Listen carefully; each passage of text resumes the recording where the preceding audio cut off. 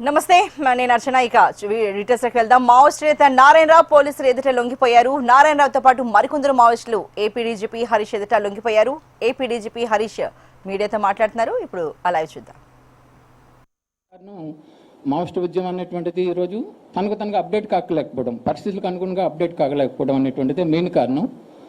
కాబట్టి ఈ పరిస్థితుల్లో నేను ఇంకా సాయుధ పోరాటాన్ని అనేటువంటి వైపు కాకుండా సాయుధ పోరాటాన్ని వదిలిపెట్టి జనజీవన సంస్థలో కలిసి ప్రజాస్వామ్యబద్ధంగా నా కార్యాచరణ కొనసాగిద్దాం అనేటువంటిది ఆలోచనతోనే మన ఏపీ పోలీసుల ఎదుట వచ్చి లొంగిపోవడం అనేటువంటి జరుగుతుంది.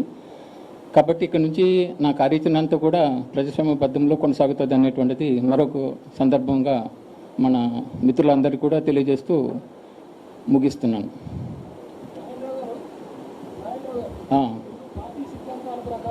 ఇందాకలు నడుచుకుంటూ వచ్చారు. మీరు పార్టీ సిద్ధాంతాలు కరెక్టా లేకపోతే తప్ప? అంటే పార్టీ సిద్ధాంతాలు అనేటువంటిది ఎప్పటికప్పుడు అప్డేట్ కావాల్సిన అవసరం, మారుతున్న పరిస్థితులకు అనుగుణంగా పార్టీ సిద్ధాంతాల్లో కూడా మార్పులు చేర్పులు చేయాల్సిన అవసరం అయితే ఉంటుంది. అంటే మోసపోత పద్ధతులు ఎప్పుడు కూడా ఉండదు.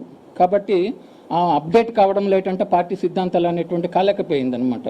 దానికి అనుగుణంగానే అంటే ప్రజల్లో పరిస్థితి ఒక రకం ఉంది, మనం చేస్తున్న నిర్ణయాలు కార్యాచరణ ఒక రకంగా ఉండడంతో ఏంటంటే వాళ్ళకి మేము అట్రాక్ట్ చేయలేకపోయాం. దాని మూలంగా ఏంటంటే మొత్తం ఉద్యమం అనేటువంటి దెబ్బతినడానికి కారణం అనేది నేను పార్టీ సిద్ధాంతాల ప్రకారం కొంతమందిని చంపారు.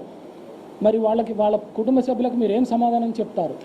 అది పార్టీ సిద్ధాంతాలు అనేటువంటిది ఏంటంటే అది నా వ్యక్తిగతంగా నేను ఎవరు నాకైతే శత్రువులు అయితే కారు.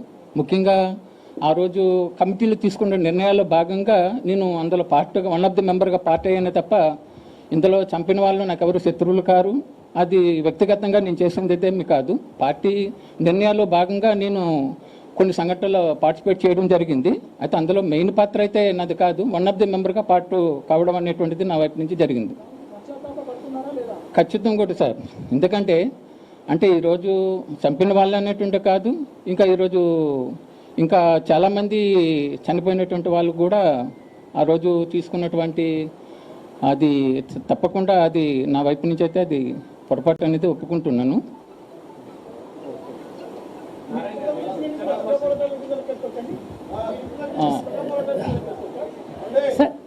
ఏంటి సార్?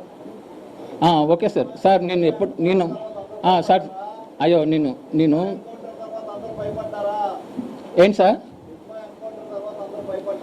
ఇస్మై ఎన్కౌంటర్ అన్నట్టుగా ఎన్కౌంటర్ అనేది ఒక సంఘటన సార్. కానీ ఈరోజు పార్టీ ఇంతగా అంటే మొత్తం దెబ్బతినడానికి కారణం ఇజ్మాయిల్ సంఘటన ఒకటే కాదు, పార్టీ రాజకీయ సైద్ధాంతిక నిర్మాణ దీంట్లోనే సమస్యగా మనం చూడాలి తప్ప ఒక ఎన్కౌంటర్ ఏదో జరిగినంత మాత్రం పార్టీ భయపడి వచ్చేయడం అనేటువంటిది కాదు. ముఖ్యంగా తను తీసుకున్నటువంటి నిర్మాణ రాజకీయ ఎత్తుగడలు ఏవైతే ఉన్నాయో అవి సరైన టైంలో తీసుకోకపోవడం మూలంగా జరిగినటువంటిది. Thank you sir. మళ్ళొక సందర్భంలో మీకు అందరికీ కలిసి తప్పకుండా ప్రయత్నం. సార్ ఇప్పుడు గతంలో మావోయిస్టులు షెల్టర్ జోన్గా విజయవాడ ఎంచుకున్నారు.